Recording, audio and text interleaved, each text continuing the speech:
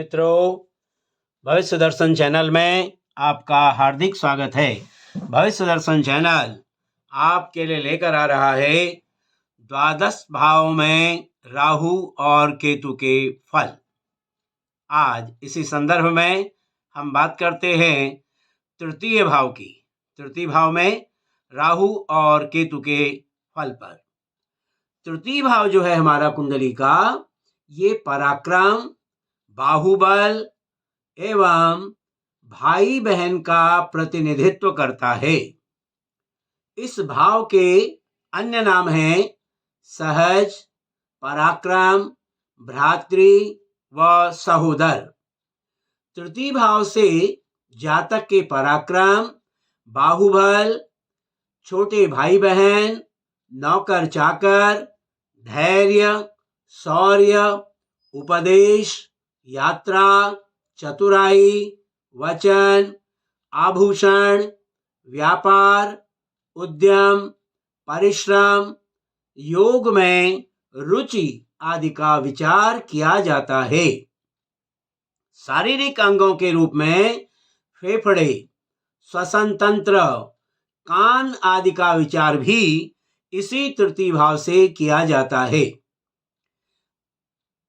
अब भावों के यदि सिद्धांत को लेकर चलें तो अष्टम से अष्टम होने के कारण, जैसे आप देख रहे हैं ये हमारा अष्टम भाव है।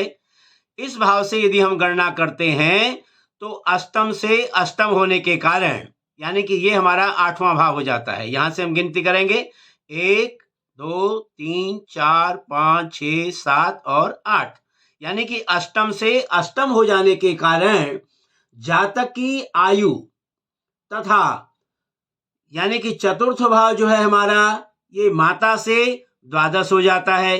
यदि चौथे भाव से हम यदि इसकी गणना करते हैं तो ये 12वां भाव हमारा आ जाता है। तो यहाँ पर द्वादश होने से माता की मृत्यु का विचार भी इसी तृतीय भाव से किया जाता है।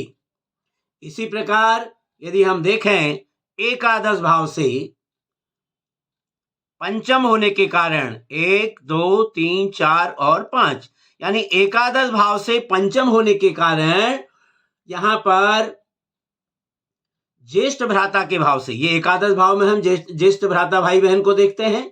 यहां से पंचम होने के कारण तो हमारे संतान यानी कि भतीजे और भतीजी का विचार भी इसी तृतीय भाव से किया जाता है। अष्टम से अष्टम होने के कारण तृतीय भाव जो है वो भावेश के रूप में अशुभ भाव माना जाता है। इसीलिए तृतीय भाव के स्वामी को अशुभ भावेश यानी कि त्रिषट आय, जैसे तीसरा भाव, छठा भाव और 11वां भाव के जो भावेश हैं ये अशुभ भावेश कहलाते हैं। यद्यपि ये जो हमारा तृतीय भाव है ये भाव के रूप में अच्छा है, परंतु इसके भावेश को दोष लगता है। इस भाव का जो कारक ग्रह है वो है मंगल। तो ये तो रही सामान्य बात तृतीय भाव की। अब हम बात करते हैं तृतीय भाव में राहु के फल पर। तो तृतीय भाव में पाप एवं क्रूर ग्रह उत्तम फलदायक होते हैं, क्योंकि ये पराक्रम का भाव होता है। यहाँ पर पापी ग्रह हों या क्रूर ग्रह हों, ऐसे ग्रह जो है वो अच्छे फल देने वाले होते हैं। इसलिए राहु की जो तृतीय भाव की जो स्थिति है उस भाव को शुभ माना जाता है, यानी कि तृतीय भाव की स्थिति को शुभ माना जाता है। यदि तृतीय भाव में राहु बैठा हो तो वो अच्छा माना जाता है। तृतीय भावस्थ राहु जो है वो जातक को दीर्घायु बनाता है, योगाभ्यासी बनाता है, विवेकशील बनाता है, पराक्रमी बनाता है, साहसी बनाता है, ऐश्वर्यवान बनाता है, व्यवसायी बनाता है, बलवान एवं प्रतापी बनाता है। ऐसे जातक के पराक्रम, बाहुबल तथा पुरुषार्थ की अधिक वृद्धि होती है। यानी जिन जातकों के तृतीय भाव में राहु की स्थिति होती है ऐसे जातक जो है बड़े पराक्रम, बाहुबल और पुरुषार्थ में वृद्धि करते हैं। ऐसा जो जातक है वो शत्रु विजयी होता है, परंतु जातक के मन में सदैव संशय, शंकाएं एवं चिंताएं उत्पन्न होती रहती हैं।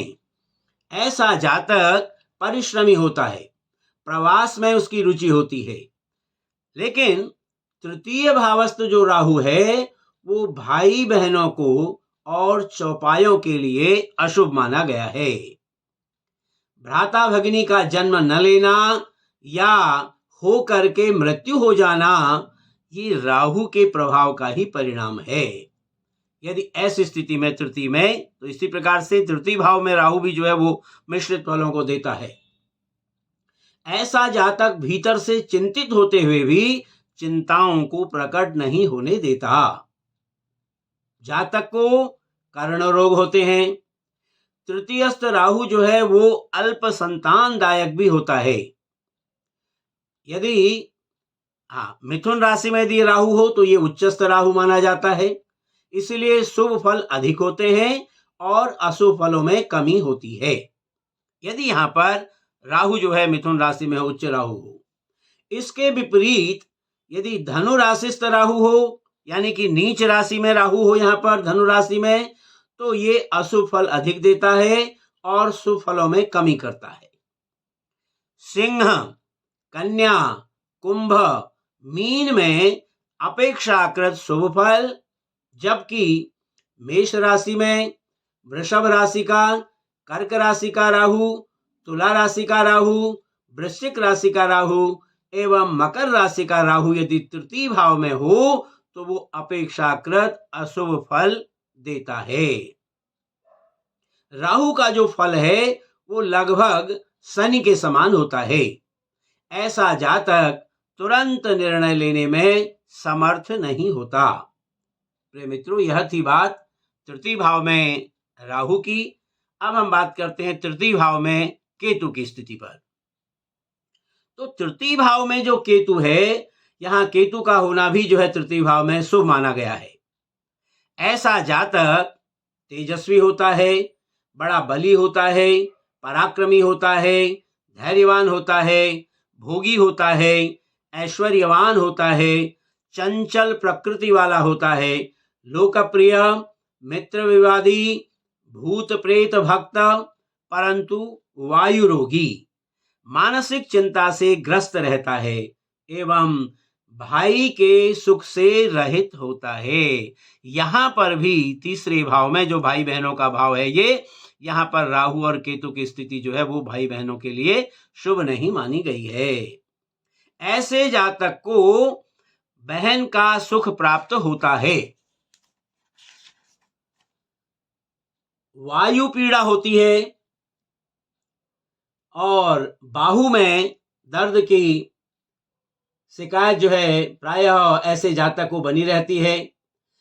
यहाँ पर धनु राशि केतु को, यानी कि धनु राशि में केतु जो है उच्च का माना जाता है, तो इसलिए धनु राशि में यदि केतु यहाँ पर हो तो उच्च राशि का होने से फल जो है उत्तम फलों की प्राप्ति जातक को होती है। लेकिन सिंह, कन्या, वृश्चिक राशियों में जो है यहाँ पर यदि तृतीय भाव में केतु विराजमान है तो ये शुभ होता है और सुख युक्त रहता है। इसके अलावा जो बाकी राशियां हैं उन राशियों में ये जो हमें आपको जो ये शुभ फल बताए हैं, अपेक्षाकृत शुभ फलों में कमी आती है, ये फलों में जो है न्यूनता आती है। तृतीय भाव में जो केतु है उसके केतु के स्थित होने से जातक धैर्यशाली होता है। और दूसरी बात, यदि तृतीय भावस्थ केतु पर शुभ प्रभाव हो, अच्छे ग्रहों की दृष्टि हो, युति हो, तो ऐसी स्थिति में तो शुभ फल जो है ऐसा केतु अधिक देता है। मीन राशिगत केतु, यदि यहाँ पर तृतीय भाव में मीन राशि हो और वहां पर केतु विराजमान हो तो ऐसा जो है तृतीय भाव का केतु जो है वो जातक में देव भक्ति और आध्यात्मिकता की भावना में वृद्धि करता है। और प्रायः केतु का जो फल है वो लगभग मंगल के समान ही होता है। प्रिय मित्रों, यह था तृतीय भाव में राहु और केतु के फल पर विचार। ऐसा है, आपको हमारी यह वीडियो अच्छी लगी होगी। यदि आपको हमारी यह वीडियो अच्छी लगे तो आप हमारी वीडियो को लाइक करें, शेयर करें और हमारे चैनल को सब्सक्राइब करना भी न भूलें। फिर इसी प्रकार की नई वीडियो लेकर आपके सामने उपस्थित होंगे। तब तक के लिए आप सभी का हार्दिक धन्यवाद।